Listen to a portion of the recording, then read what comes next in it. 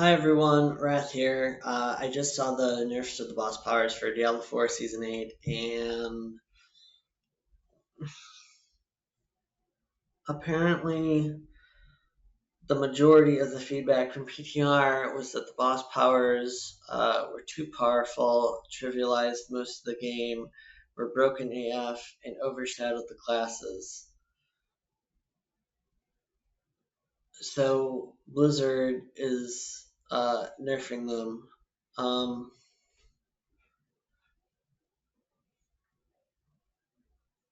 Blizzard has already nerfed so much of Season 8 from retail that if they don't get the rest of the balancing right, Season 8 is going to be a disaster. A disaster. Um, Also, that's the whole point.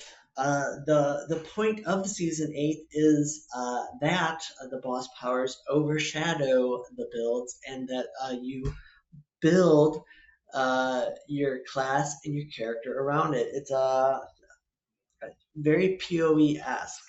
Like in PoE, or at least PoE 1, and this is an outsider who barely played the game and had it explained to him by his friends. Your class didn't matter, and you just did whatever. And I'm like, okay, so my class doesn't quite matter, and I just build around it. So if I want, like the Belial power, and I want to build around the potions or the shadows, I can make a necromancer or a potion rogue. Hey, let me see what I can do with that. Or I want to play. I like the Endario power. Oh, hey, let me see if there's someone that can build fire, like a fire sword, or a barbarian, and build like see how much I can amplify that power. Or hey, the Lilith power. The Lilith power does physical damage. Let me see if I can build my jungle monk or my rogue or my barbarian around this physical damage power. And all that excitement, all that potential, all that enjoyment is gone. And season 8 was Nerf City. And I never talked about that with friends. It was never a concern, even if Pit 100, Pit 10, Pit 120 is the generic plateau. And we're going to have to really earn our character that hits for 100 to 200 trillion. Um, the the progression process of the powers created this dynamic, and it was the bosses are difficult. So depending on what um, Blizzard releases to live will change this, but for the most part, there's a tier list on how you progress the bosses, and that tier list also impacts the strength of their powers. Like Beast in the Ice is incredibly scary, especially on hardcore, and his powers aren't worth it. But eventually, you reach this point where if you're playing ZDPS, especially as a Frost Dance and Knives Rogue ZDPS, the power to rank 20 of 20 Beast in the Ice instantly freezes people. And most of the PTR probably doesn't even know that and won't get to experience that. And it's probably not being nerfed. But I don't want Wandering Death Beam to be nerfed. I don't want it to be nerfed to 35%. I already have the music for my video for when I spend 8 hours dancing knivesing nonstop, and what song is going to play on repeat. And now you're going to tell me that Wandering Death isn't even going to hit like a truck? I do not play Dance of Knives Rogue in Season 8 to play Dance of Knives Rogue. I played Dance of Knives Rogue in Season 8 so I can get Wandering Death and just Dance of Knives meme beam the entire season. And I'm going to be honest, um, this I hate to jump off a cliff, but I can literally feel my enjoyment for Diablo leaving my body as these nerfs go in. I haven't played previous Diablo seasons prior to 7 a whole ton. I have not enjoyed exploring the characters in a ton of depth, and I've definitely done it more this season than most. But my God, I dabble in the Necromancer a bit, and I was looking forward to all the shadow powers and figuring out how to build a Necromancer around those shadow powers rather than the other way around. And God help me if I have to get the Andariel beam or Winds of Hatred from Lilith as my main boss power. I'm a Necromancer, and my passive abilities don't work with it. And I was also looking forward to exploring a partial physical damage build on the Necromancer with some of the physical damage stuff as the season progressed. And now it just feels like none of that's going to matter. And Blizzard is blizzarding the hell out of their own game, and once again, the problem isn't that Blizzard doesn't listen. The fans of Blizzard games complain about Blizzard not listening to feedback, and Blizzard is like trying so hard to say, no, we listened to your feedback. Look at this. We were nerfing the boss powers. We listened to your feedback just as you said. And I was like, you, mm, the nerfs are probably too much. Um, you listen to some of our feedback. It often feels like our feedback is cherry picked.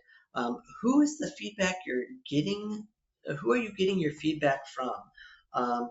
And uh, why is it that no? Honestly, we know that Blizzard, you can listen to feedback. You can't iterate on feedback. Um, I was actually excited that one of the themes of the season is that Poison Quill Centipede Monk was probably going to break the game in the same way that Bloodwave broke last season, and that was cool. And I liked that. And you can't waltz to 150, and if you think you can, go do it on hardcore and tell me. Because if you can't do it on hardcore, then like your softcore accomplishment doesn't mean a ton to me. Sorry, but I liked that most fire storks and some lightning storks uh, did not have to build around boss powers. But I also liked that Sork could choose to build around boss power and still be successful. If anything, it felt like there were going to be 7 or 9 builds for Sork this season, all of which would be viable because I'm not even talking about the Frost or the Lightning ones. But I heard good feedback, and that makes me wonder where are you getting your feedback from? I was like, uh, you say you listen, I, but it doesn't feel like the game is going to be fun.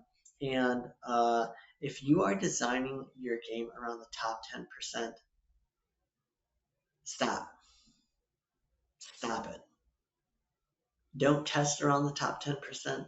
Don't design around the top 10%, because you're so good at making your game not fun when you do it. And yeah, you occasionally get someone with no skill and no talent who pops off and mouths off to people, and your response is to nerf their builds so that they shut up and get in line and get in place. And I'm going to be honest, most of your classic vanilla WoW elitism player base fits the mold for this, and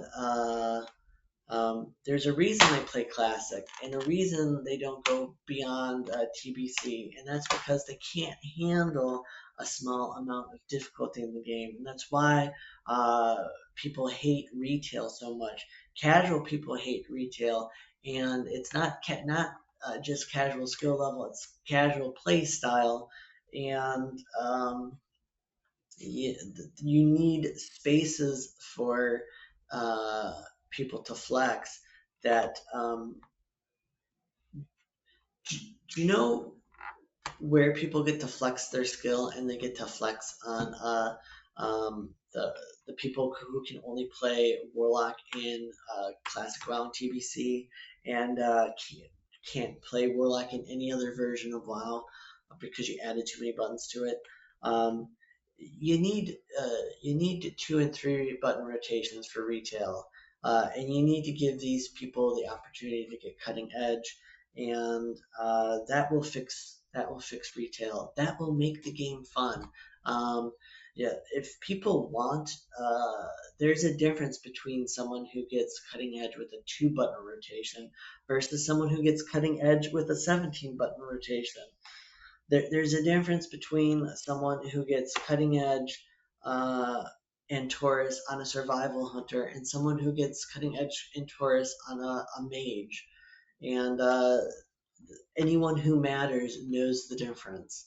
And anyone who doesn't um, can learn on their own time, but don't make the game unfun because you're balancing around the top 10%. Stop it. You've got less than a week to unnerf the boss powers, and I would love to see you buff some of the underperforming powers. Please, if you make any changes, buff up the classes so that if someone who builds a druid or necromancer and doesn't want to build around boss powers can still progress with little to no experience. But someone who does want to um, progress around boss powers can. And by putting both of these things into the game, you will be catering to everybody.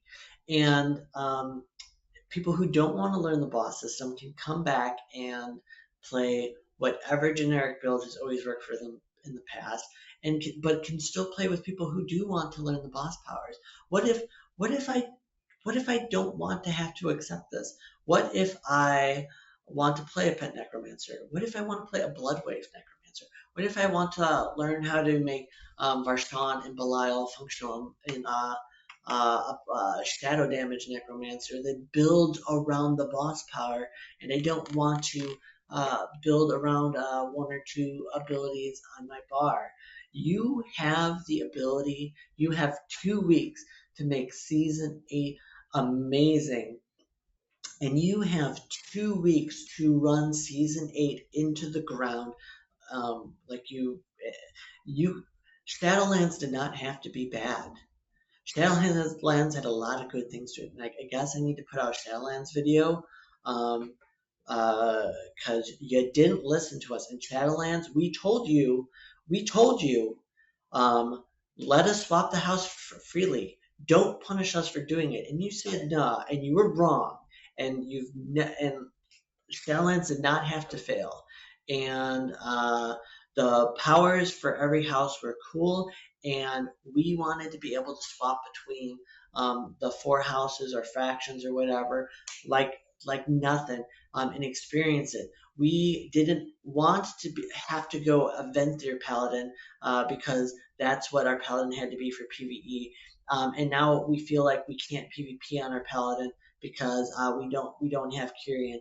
We don't want to have to feel like we have to go Venthyr on our Boomkin because that's what's doing the most damage. And we want to be able to swap to the Covenant, the Nature Covenant, and um, go Convoke the Spirits in PvP. And oh, hey, discover that Convoke the Spirits is actually better than Venthyr Druid in PvE in a cutting edge setting, but no one ever got to really test that out because you were locked behind so much bloat. Blizzard, do not lock us behind. Do not lock your S tier systems behind F tier feedback and F tier decision making. You have done so well with the boss powers on the PTR. You have done so well with the conceptual design, and you are about to flush all of that down the toilet because you listen to your player base, but you don't listen to all of your player base, and you do not cater to all of your player base. Stop um, catering to the loud minority and stop catering to the top 10%. Build your game for the average player and make it fun, and you will watch people flood into Diablo Season 8. And if you screw it up, you will watch everybody come in, try it out, hate it, have no massive power spikes, and just leave and go back to PoE or League of Legends or whatever else they do. I'll leave it there.